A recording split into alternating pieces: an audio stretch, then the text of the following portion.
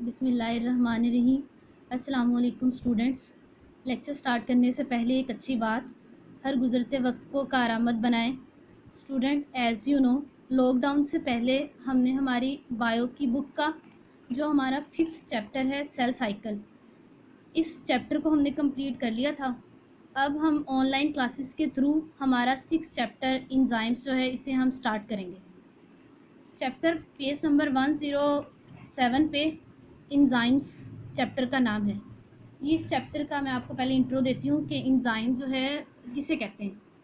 Enzymes are proteins. जो enzyme हैं वो दरअसल प्रोटीन्स होती हैं। अच्छा, यहाँ इंजाइम्स को प्रोटीन्स क्यों कहते हैं? दरअसल इसकी वजह इन दोनों की कंपोजिशन है। जिस तरह से जो प्रोटीन्स हैं, प्रोटीन की कंपोजिशन हमें पता है कि जो अमाइनो एसिड्स होते हैं,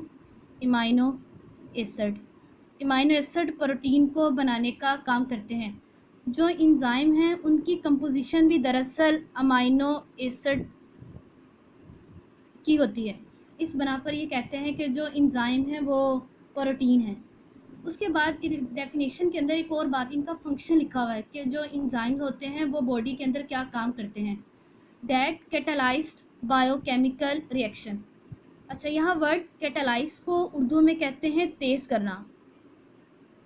करना या स्पीड अप। जो इंजाइम होते हैं वो किसी भी बायोकेमिकल रिएक्शन को तेज़ करते हैं। जैसे अगर कोई रिएक्शन 5 मिनट में कंप्लीट हो रहा है तो इंजाइम की मौजूदगी में वही रिएक्शन जो है वो 2 मिनट में या 1 मिनट में कंप्लीट होगा। ये एक बायोकेमिकल रिएक्शन की मैं आपको एक मिसाल देती हूँ। मिसाल के तौर पर जो फोटोसिंथेसिस है वो बायोकेमिकल रिएक्शन की एक मिसाल है। ह्यूमन बॉडी में हमारे स्टमक के अंदर खुराक की जो डाइजेशन है वो भी बायोकेमिकल रिएक्शन की एक एग्जांपल है। उसके बाद इसके आगे डेफिनेशन पढ़ते हैं, डेफिनेशन का सेकंड पार्ट।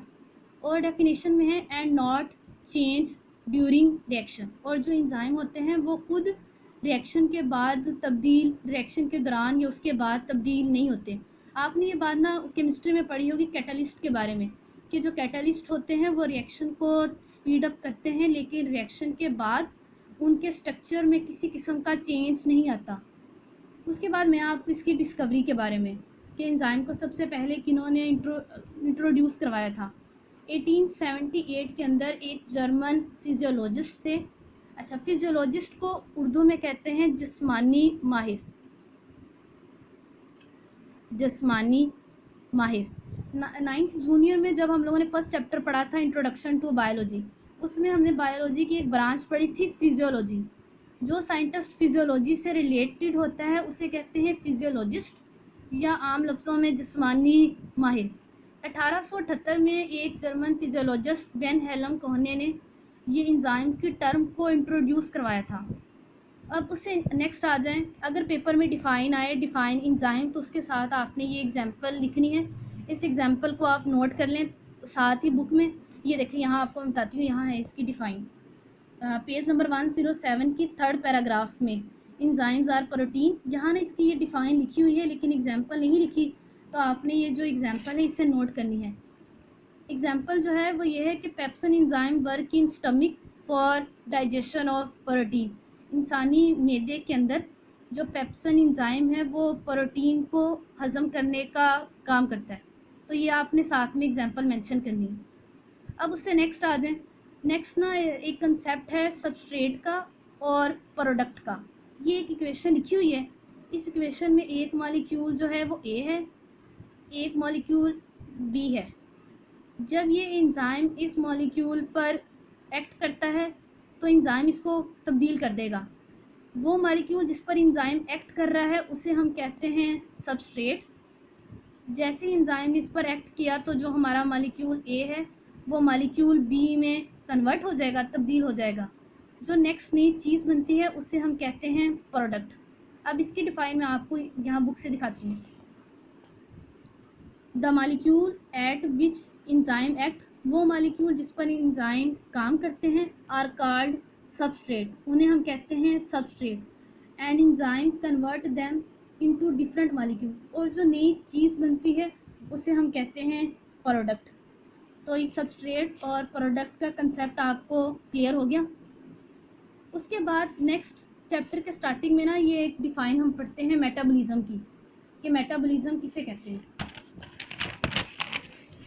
मेटाबॉलिज्म दरअसल सेट ऑफ बायोकेमिकल रिएक्शन, कि किसी भी लिविंग ऑर्गेनिज्म के अंदर जितने भी रिएक्शन होते हैं उसकी बॉडी में, सारे रिएक्शंस के मजमूमे को एक नाम दिया जाता है और वो नाम है मेटाबॉलिज्म का। उसके बाद हम पर्पस पढ़ते हैं कि मेटाबॉलिज्म जो है वो किसी भी लिविंग ऑर्गेनिज्म में आखिरकार क्यों होता है। उसके मकासद बुक में लिखे हुए हैं, इसलिए ताकि वो जो बॉडी है वो ग्रो कर सके। ग्रो कहते हैं साइज़ में बढ़ना। वो जो बॉडी है वो अपने स्ट्रक्चर को मेंटेन रख सके। मेंटेन कहते हैं बरकरार रखना, स्ट्रक्चर कहते हैं साख्तों को। लिविंग ऑर्गेनिज्म के अंदर मेटाबॉलिज्म का अमल इसलिए होता है ताकि उसकी सब जिस्म की साख्तों को बरकरार रखा जा सके। उसके बाद मेटाबॉलिज्म इसलिए भी अहम होता है ताकि जो ऑर्गेनिज्म है वो रिप्रोडक्शन कर सके, यानी नेक्स्ट जनरेशन जो है वो पैदा हो सके। उसके बाद रिस्पॉन्ड टू इन्वायरमेंट, यानी माहौल से रद्द अमल को जाहिर कर सके। रिस्पॉन्ड कहते हैं रद्द अमल और इन्वायरमेंट कहते हैं माहौल को। अब इससे बेटा आगे पढ़ते हैं ये मेटाबॉलिज्म के टाइप। मेटाबॉलिज्म की 2 काइंड्स होती हैं, एक होती है एनाबॉलिज्म और एक कैटाबॉलिज्म। इन दोनों का कंसेप्ट, एनाबॉलिज्म वो जिसमें मॉलिक्यूल्स को बनाया जाए, बड़े मॉलिक्यूल्स को, लार्जर मॉलिक्यूल्स आर सिंथेसाइज्ड। ये छोटी सी एग्जांपल से बात समझाएगी। ये छोटे मॉलिक्यूल हैं 2, ये दोनों मिले और इससे एक बड़ा मॉलिक्यूल बना। चूँकि बड़ा मॉलिक्यूल बना इसका मतलब ये जो प्रोसेस है ये एनाबॉलिज्म का है। अब कैटाबॉलिज्म इसके उलट है। कैटाबॉलिज्म वो जिसमें बड़े मॉलिक्यूल्स को तोड़ा जाए। ये बड़ा मॉलिक्यूल है, ये टूटा तो इससे 2 स्मॉल मॉलिक्यूल बने।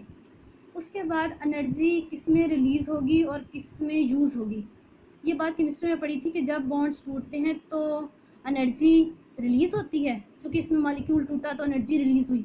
इसमें बनाने के लिए जो है वो एनर्जी यूज़ हुई। चलिए अब आपने इस लेक्चर को अच्छे से सुनना है, इसे लर्न करना है। Thank you. अल्लाह हाफिज़।